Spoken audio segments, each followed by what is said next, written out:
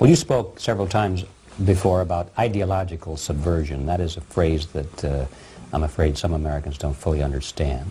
When the Soviets used the phrase ideological subversion, what do they mean by it?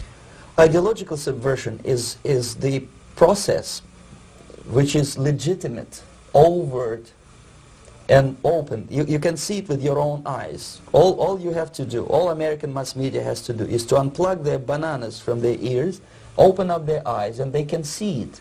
There is no mystery. There is nothing to do with espionage. I know that espionage, intelligence gathering, looks more romantic. It sells more deodorants through the advertising, probably. That's why your Hollywood producers are so crazy about James Bond type of thrillers. But in reality, the main emphasis of the KGB is not in the area of intelligence at all. According to my opinion and opinion of many defectors of my caliber, only about 15% of time, money, and manpower is spent on espionage as such. The other 85% is a slow process which we call either ideological subversion or active measures, активные мероприятия in the language of the KGB, or psychological warfare.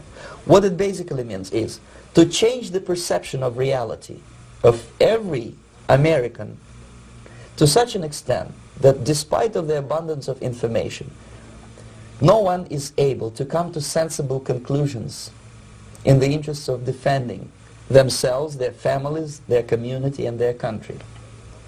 It's a great brainwashing process which goes very slow, and it's divided in four basic stages. The first one being demoralization. It takes from 15 to 20 years to demoralize a nation. Why that many years? Because this is the minimum number of years which requires to educate one generation of students in the country of your enemy, exposed to the ideology of the enemy. In other words, Marxism-Leninism ideology is being pumped into the soft heads of at least 3 generations of American students without being challenged or counterbalanced by the basic values of Americanism, American patriotism. The result you can see. Most of the people who graduated in the 60s, dropouts or half-baked intellectuals, are now occupying the positions of power in the government, civil service, business, mass media, educational system. You are stuck with them. You cannot get rid of them. They are contaminated. They are programmed to think and react to certain stimuli in a certain pattern. You cannot change their mind, even if you expose them to authentic information, even if you prove that white is white and black is black. You still cannot change the basic perception and the logic of behavior. In other words, these people, the process of demoralization is complete and irreversible. To get rid of society of these people, you need another 20 or 15 years to educate a new generation of patriotically minded and common sense people who would be acting in favor and in the interests of the United States society. And yet these people who've been programmed and, as you say, in place and Yes. who are favorable to an opening with the Soviet concept, these are the very people who would be marked for extermination in this country? Most of them, yes. Simply because the psychological shock when they will see in future what the beautiful society of equality and social justice means in practice, obviously they will revolt. They will be very unhappy, frustrated people. And the Marxist-Leninist regime does not tolerate these people. Obviously they will join the links of dissenters, dissidents. Yes. Unlike in present United States, there will be no place for dissent in future Marxist-Leninist America. Here you can get popular like Daniel Ellsberg and filthy rich like Jane Fonda for being dissident, for criticizing your Pentagon. In future, these people will be simply squashed like cockroaches. Nobody is going to pay them nothing for their beautiful, noble ideas of equality. This they don't understand, and it will be a greatest shock for them, of course. The demoralization process in the United States is basically completed already. For the last 25 years, Actually, it's overfulfilled, because demoralization now reaches such areas where previously not even Comrade Andropov and all his experts would even dream of such a tremendous success. Most of it is done by Americans to Americans, thanks to lack of moral standards. As I mentioned before, exposure to true information does not matter anymore. A person who was demoralized is unable to assess true information. The facts tell nothing to him.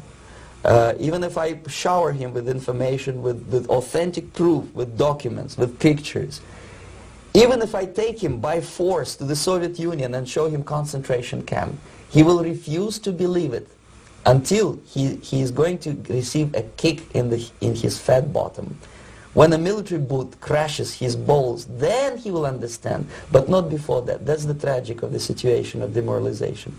So basically America is stuck with demoralization, and unless, even if you start right now, here, this minute, you start educating new generation of Americans, it will still take you 15 to 20 years to turn the tide of ideological perception of reality back to normalcy and patriotism.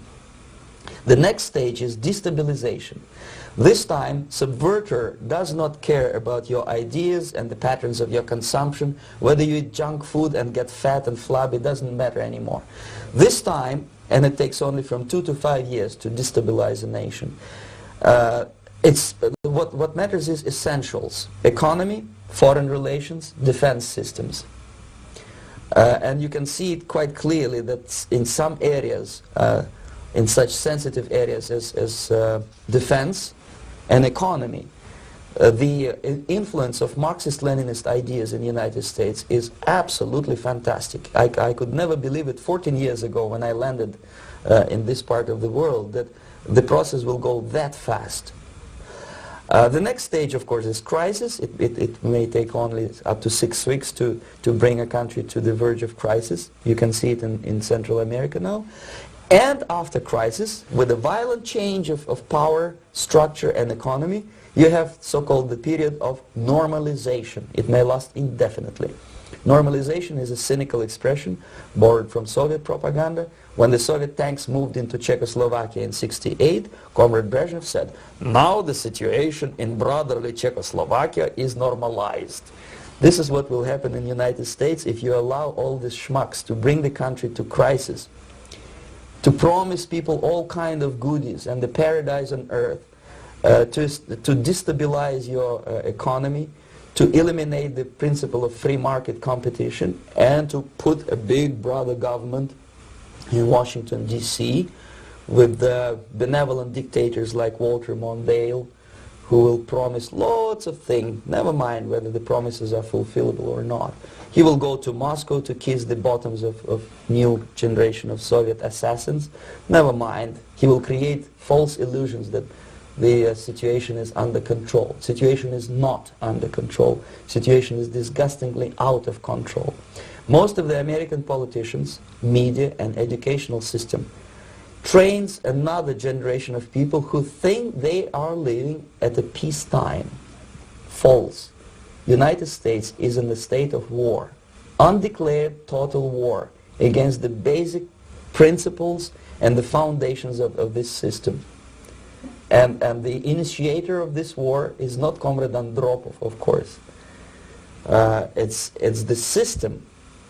However ridiculous it may sound, the world communist system or the world communist conspiracy, whether I scare some people or not, I don't give a hoot.